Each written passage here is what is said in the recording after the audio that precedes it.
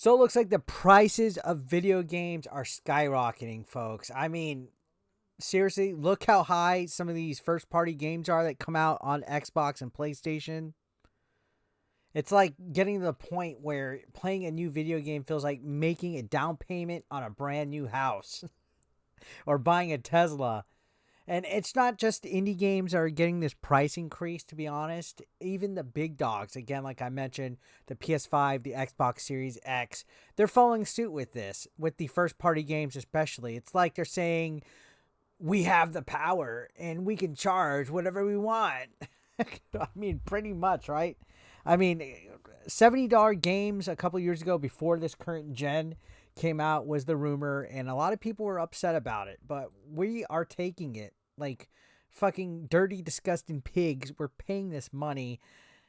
I tend to wait a little bit though on some games like Dead Space remake that just came out. I haven't bought it yet. I have a feeling that it's going to drop another $20 within another month or so. Also, Target's doing like a buy one get one half off, so I tend to wait until I can get games for sale on the cheap. But this $70 price that comes out when games are initially launched, it's just a bit much, man. I think for Hogwarts I spent like $80, 10 extra dollars for the deluxe version. But we all know what they say: if you love something, set it on fire, throw money at it.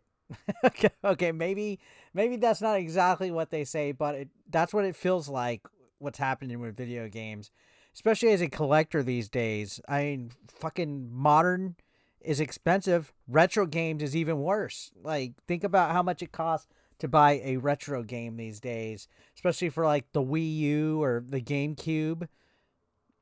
It's nuts. And now the newest addition to the club of expensive video games is none other than Legend of Zelda Tears of the Kingdom, which is the sequel to Breath of the Wild. This was basically shown yesterday in the Nintendo Direct that this will be a $70 game. Why the hell is Breath of the Wild a $70 game? It's a Switch game. This better have like Princess Zelda come out of the case and give me an HJ and tell me that she loves me every time I open it up. And I better make the Zelda noise, because that's pretty much. I think this is the highest priced Nintendo game in quite a while. And I mean, come on, Nintendo. What gives? What gives with this? I mean, it's almost like they're taking advantage of us Zelda fans. I'm a big Zelda fan, and I usually get all the Zelda games day one since Ocarina of Time came out. It's my series, so I can't resist. And then it's like they throw out this collector's edition that's like $129. It's already being scalped online. So what are you going to do? What are you going to do? You're going to pay the money. And we're so dedicated to Link and his adventures that we'll pay anything to continue our journey, right? It's like they know we will shell the bucks no matter what. Fucking Nintendo. But let's be real here. The new Tears of the Kingdom video and showcase and gameplay and trailer, it just looks like it's going to be amazing. It's a Zelda game after all, and let's be honest, we'll still buy it, price be damned. And it's like we're addicted to the world of Hyrule, and there's no cure in sight. I think I can coin this sickness, Hyrule Steria. Hyrule Steria. So yeah, if you're a fan of video games, man, you better start saving your pennies, because it doesn't look like this is going to change. Prices are only going to go up from here, and if you're a fan of Nintendo and the Zelda franchise, looks like you're in for a wild ride, both of the game and in your wallet. There's no escaping this.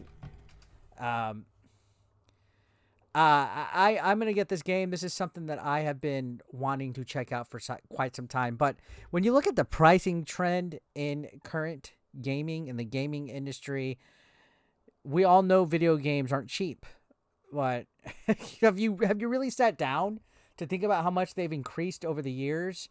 I mean, like, didn't it used to only be like $40, $50? I know there was a couple exceptions in the N64 era.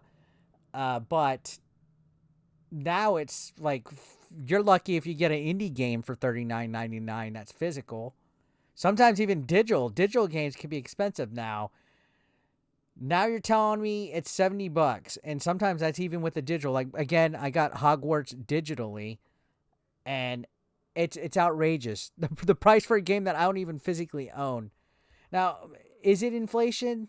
No, because before the economy tanked, prices were still trying to increase and go up. I think it's maybe the added resources, maybe the cost of games and how they go. I have no clue.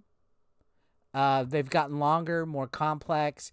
It's like you're essentially paying for a full-fledged movie experience, and it's not just the price of the games, it's also the extra bells and whistles that you get with it, the extra content, the DLC. So for example, even a free-to-play game like Fortnite, I don't even want to know how much I've spent on Fortnite since then. I'm part of the Fortnite crew, which is what, $6 a month, $12 a month. Then, any skins that I might buy, V-Bucks that I might get. It's like, I think it's like $15 per game, like per character, per skin.